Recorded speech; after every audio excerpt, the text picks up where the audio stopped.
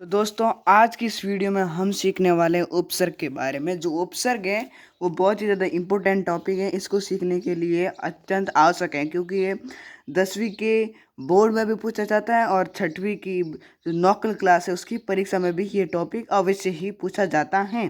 क्योंकि ये टॉपिक मतलब बहुत ज़्यादा इजी है, 2 नंबर वगैरह का आ जाता है, कहीं कहीं पर तो 3-4 नंबर का भी आ जाता है, जिससे कहीं सारा फ़ायदा हमें देखने को मिलता है। तो उपसर्ग उपसर्ग है जिसमें ये सर्ग सर्ग का अर्थ क्या होता है। सबसे पहले इसके अर्थ का हमें मालूम होना चाहिए। सर्ग यानी जो सर्ग इसमें क्या मूल शब्द है। तो उपसर्ग होता क्या है, जो मूल शब्द के आगे जुड़कर उसके अर्थ में परिवर्तन कर देता है उसे हम उपसर्ग कहते हैं। तो ये सर्ग है, ये मूल शब्द है, एक उपसर्ग के रूप में यहाँ पर प्रयुक्त हुआ है। इसके अर्थ से हम पता लगा सकते हैं कि उपसर्ग क्या होता है। ठीक है, इससे हम ये पता लगा सकते हैं कि उपसर्ग होता क्या है। एक्चुअली उपसर्ग होता ये है, जैसे कि इसकी अगर परिभाषा की बात करें, अगर हम परिभाषा क्या होती है, तो वे शब्दांश जो किसी मूल शब्द के पूर्व में लगकर नए शब्द का निर्माण करते हैं उन्हें हम क्या कहा जाता है, उन्हें उपसर्ग कहलाते हैं, उन्हें हम उपसर्ग कहते हैं, ऐसे भी हम कह सकते हैं। तो वे शब्दांश कौन से, जो ये उपसर्ग शब्दांश है, जो किसी मूल शब्द जैसे कि हार है, हार के आगे अगर परा शब्दांश लगा दिया जाए तो वो पराजय, हार का विपरीत अर्थ हमें देता है। इसी प्रकार अगर हम इसमें इसके उदाहरण में देखें, एग्जाम्पल में अगर हम देखें, इसके देखें तो ये क्या है, जैसे कि हार है, एक मूल शब्द है, इसके अगर हम परा जोड़ दें तो हमारे क्या हो जाएगा, ये जैसे कि हार है, इसके आगे परा नहीं जुड़ेगा तो हमें पता चल जाएगा इसके पीछे क्या जुड़ेगा, जय जुड़ेगा। क्या जुड़ेगा, जय जुड़ेगा। और जिस प्रकार उपसर्ग युक्त अगर शब्द की बात करें तो ये वाला, जैसे कि पराजय, जय के आगे क्या जुड़ा, पराजय, तो उसका अर्थ जय यानी जो जीतता हो, और परा यानी जो मतलब जय यानी जो जीता हो, और पराजय यानी वो हार गया हो। पराजय यानी क्या हो, हार गया हो। जैसे कि जय यानी जीता, पराजय यानी उसके अर्थ एकदम विपरीत हो गए। जैसे कि हार एक मूल शब्द है, ये क्या हार, हार एक मूल शब्द है, और प्र उपसर्ग बनाने से ये प्रहार, उस पर जिस पर हम किसी पर वार करते उसको हम प्रहार कहते हैं, ये आपको पता होना चाहिए। अब हिंदी में कुल उपसर्ग की बात करें तो वे 22 उपसर्ग हो। आई होप ये आपको इतनी तक समझ में आ गई। ये बहुत ही ज़्यादा सिंपल है। जैसे कि वे शब्दांश जो किसी मूल शब्द के आगे जुड़कर उसके अर्थ में परिवर्तन लाए, जैसे कि हार है क्या है, सिंपल सी बात है, हार है क्या है, मूल शब्द है, उसके आगे प्र उपसर्ग लगा दिया, उसका अर्थ प्रहार हो गया। ठीक है, ये आपको इस प्रकार से तो आपको समझ में आ गया। आई होप आप समझ गए होंगे, मुझे पता है आप डियर स्टूडेंट्स इसका अर्थ समझ गए होगे। अब तो बात करें हिंदी में 22 उपसर्ग होते हैं, जिनको मैंने मतलब क्रमवार एकदम व्यवस्थित तरीके से लिख दिया है ताकि आपको अच्छी तरीके से समझने में अच्छी तरीके से मदद हो। मैंने तो अपनी कोशिश कर ली है, बस आपको इसमें मन लगाने की और कोशिश करनी है, और उपसर्ग हम अपने आप क्लियर हो जाएगा। अब उपसर्ग ये है जो आपको ये दिखाई दे रहे हैं 22 उपसर्ग यहाँ पर, तो ये सभी क्या है, उपसर्ग हैं। तो अब अ के बारे में, अ पर जितने भी उपसर्ग आते हैं अब उनके बारे में अगर हम बात करेंगे, तो जैसे कि अति है, अधि है, अनु है, अप है, अभि है, अव है, अन है, आ।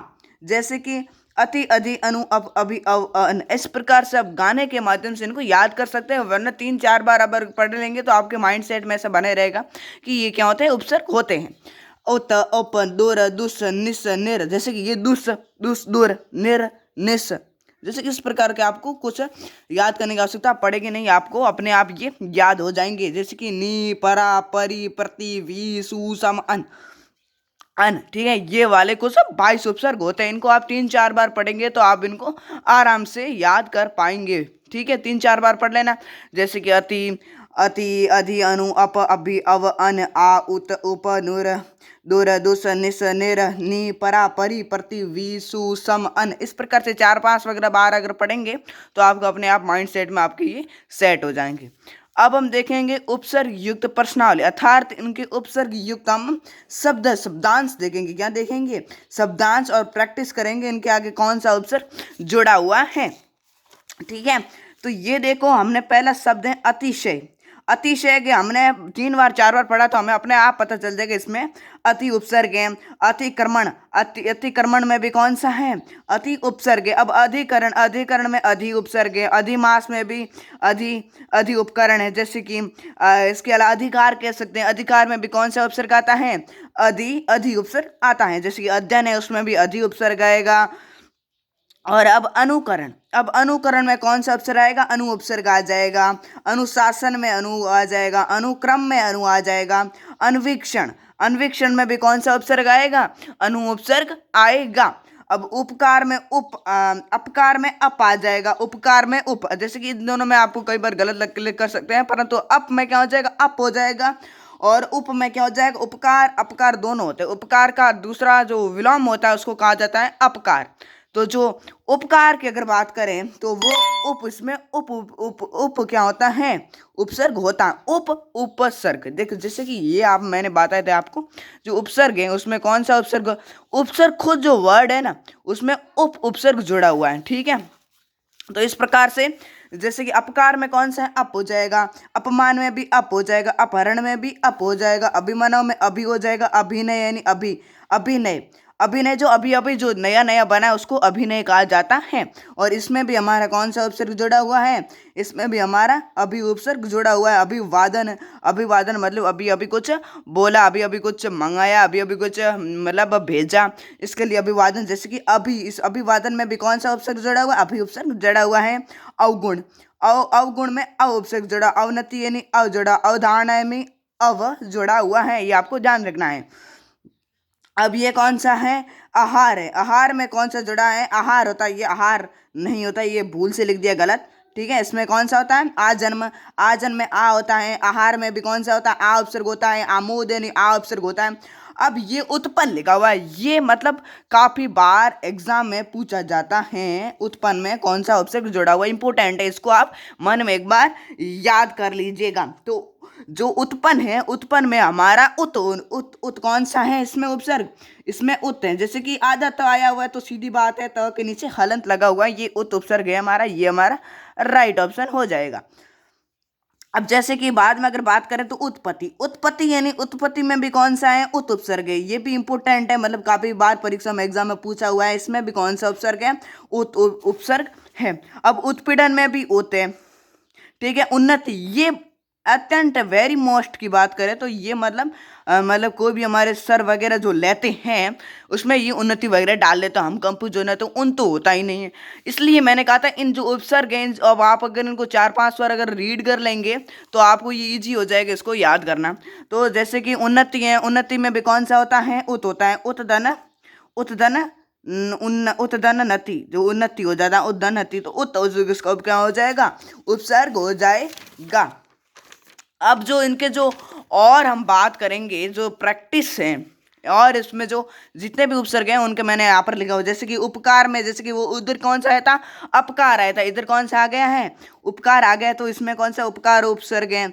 उपवन में भी उप है। उपेक्षा में उप है। दुरा, दुरा में दुर है, दुर है, दुर है। दुष्कर्म, ये इंपोर्टेंट है, मतलब बाकी मतलब एग्जाम में पूछा जाता है। दुष्कर्म है। निडर में नी है। निगम में भी नी है। न्यून, ये भी इंपोर्टेंट, इनको भी आप एक बार याद कर लीजिएगा। इसमें भी नी उपसर्ग है। कौन सा उपसर्ग है? नी उपसर्ग है। अब ये देखो निरपर्द, इसमें निर उपसर्ग है। कौन सा उपसर्ग है? निर उपसर्ग है। निराकार, इसमें भी निर है। निर्दोष, अब ऐसे जो निर्दोष, अरे तो निर हो जाएगा, इसमें कौन सा हो जाएगा? निर। आप ऐसे साउंड के माध्यम से भी उपसर्ग का पता लगा सकते हैं। अगर आपने वो उन उपसर्ग को 3-4 बार अगर पढ़ लिया है तो उनको आप आसानी से ऐसे पढ़ सकते हैं। जैसे कि निष्कर्म में निस है। निश्चय में निस है। और निस्संदेह में भी निस्संदेह यानी निस्स स आ रहा है, तो इसमें भी कौन सा हो जाएगा? निस उपसर्ग हो जाएगा। सिंपल सा एकदम टॉपिक है। प्रदान में प्र है। प्रबल, जो भारी हो, किसी पर प्रबल हो गई है तो वो प्र उपसर्ग हो। प्रयोग में भी प्र है। अब पराजय, मैंने आपको सबसे पहले जो उदाहरण बताया था पराजय, तो पराजय में कौन सा उपसर्ग है हमारा? पराजय, ये मतलब काफी परीक्षा में भी पूछा जाता है। पराविदा, आपको देखते ही पता चल रहा है, जैसे कि पराविदा है, पराकाष्ठा है। अब हम देखेंगे परि के बारे में, परि उपसर्ग के बारे में। तो परिक्रमा है, परिवार है, परिपूर्ण है, परीक्षा है। ये जैसे कि इसकी जो परीक्षा है वो बड़ी है, तो भी हमें यहाँ पर उपसर्ग हमें कौन सा लिखना है, हमें यहाँ पर परि उपसर्ग लगाना है, ठीक है। अब पर्यंत है, इसमें भी कौन सा है, परि उपसर्ग है। ये मैंने पहले से लिखा, ये वेरी मोस्ट है, इसलिए क्या है, ये वेरी मोस्ट है, इसलिए मैंने इसको पहले लिखा। अब विजय है, अब वी उपसर्ग है, अब इसमें कौन सा है, वी उपसर्ग है। अब व्यू है, ये आपको नहीं दिखाई दे रहा है, ये क्या लिखा हुआ है, ऐसे लिखा हुआ है व्यू। अब व्यू में भी कौन सा उपसर्ग है, हमारा वी उपसर्ग है। अब प्रत्येक, अब प्रति आ गया, तो प्रत्येक में कौन सा है, प्रति उपसर्ग है।